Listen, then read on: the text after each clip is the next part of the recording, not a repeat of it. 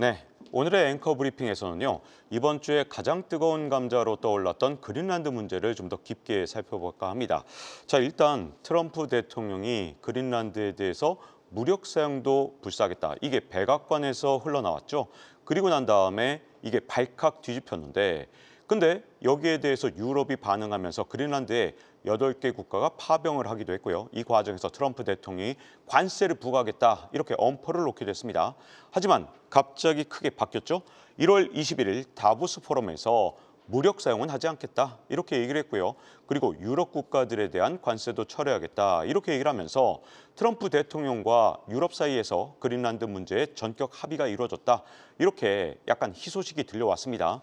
자, 그런데 여기서 굉장히 중요한 게 있습니다. 과연 트럼프 대통령이 앞으로 어떤 합의를 해나갈 것이냐 그 부분이 트럼프 대통령의 입으로 조금씩 전달되고 있거든요. 자, 일단 나토와 그린란드의 합의를 틀에 마련하겠다 이런 말을 했습니다. 그래서 어떤 주장을 하고 있냐 트럼프 대통령은 만약에 이 해결책이 실현된다면 미국과 나토의 모든 회원국들이 좀 더 유익할 것이다 이렇게 말했는데요. 여기서 미국이 뭔가 더 유익한 게 있다는 얘기는 미국이 얻어갈 게 있다는 뜻으로 들릴 수밖에 없었습니다. 더군다나 두 번째 굉장히 중요한 말을 했는데 그린란드를 포함한 골든돔을 구상하겠다. 미국의 영토가 아니지 않습니까? 그런데도 불구하고 그린란드를 포함하겠다는 건 골든돔의 특성상 여기에 요격 미사일을 배치하거나 이렇게 군사시설을 더 세울 수도 있다는 뜻이거든요. 그래서 이것 때문에 트럼프 대통령이 그린란드에 대한 욕심을 포기한 게 아니다. 이런 전망들이 나오기 시작했거든요. 자, 여기다가 트럼프 대통령의 승리가 아니냐 이런 분석들도 나오고 있는데 왜 그러냐? 일단은 미국과 유럽이 그린란드 문제를 가지고 협상을 시작했다는 겁니다. 사실 그린란드는 당연히 덴마크의 땅이고 그리고 유럽의 땅이니까 협상할 문제가 아니거든요. 그런데 일단 유럽과 덴마크를 협상장으로 불러냈다는 것 자체가 트럼프 대통령한테는 최소한 절반 이상의 승리를 가져왔다. 이런 얘기를 많이 나오고 있거든요.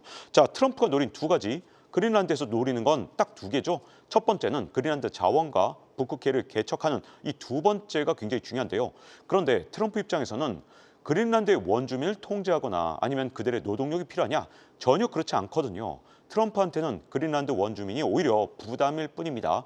이 때문에 그린란드에 대해서 트럼프가 원하는 건 어디까지나 자원의 접근권을 얻는 거였는데 그런데 어떤 변화가 왔느냐? 그린란드 협상에서 굉장히 중요한 변화가 나타나기 시작했습니다.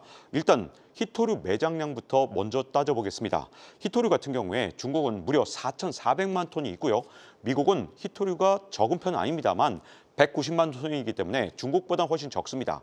그런데 그린란드는 일단 공식 통계상 히토류가 150만 톤 있다고 알려져 있지만 여기에 굉장히 중요한 비밀 하나도 있죠. 그린란드는 아직도 80%가 영구 동토층 아래에 있습니다.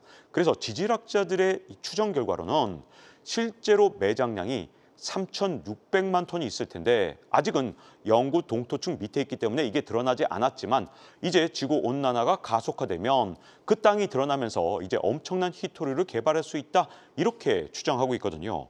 자, 그러면서 그린란드의 히토류가 아주 핵심 쟁점이 됐는데 아주 빠르게 움직인 게 바로 미국과 그리고 사우디입니다.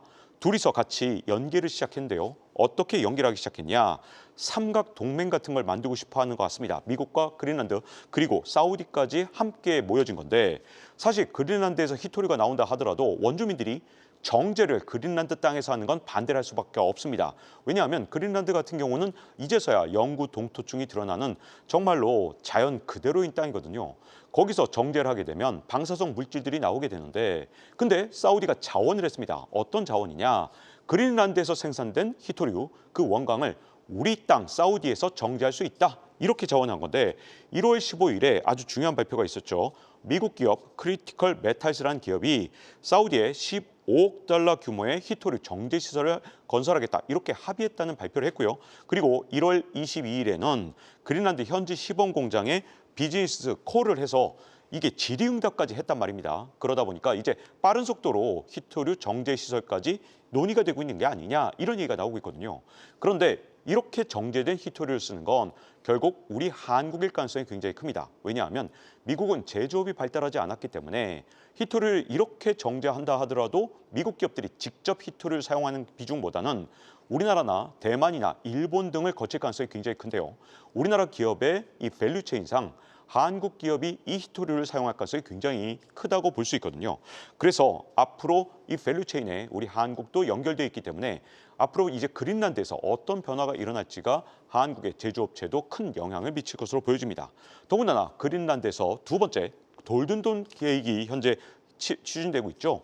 골든돔 계획의 미래에는 결국은 이 북극해를 중심으로 해서 앞으로 그린란드와 유럽 그리고 한국까지 연결되는 이 중심축을 미국이 주도해 나간다는 이런 뜻이거든요. 골든돔을 만들겠다는 건 결국 그린란드에 미사일 기지나 아니면 항공 기지들을 만든다는 건데요.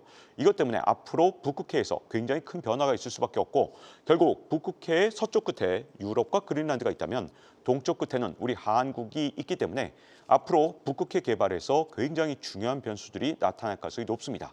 자, 이렇게 이번에 앵커 브리핑에서는요. 그린란드의 미래와 그리고 우리 대한민국의 가능성에 대해서 좀 짚어봤습니다.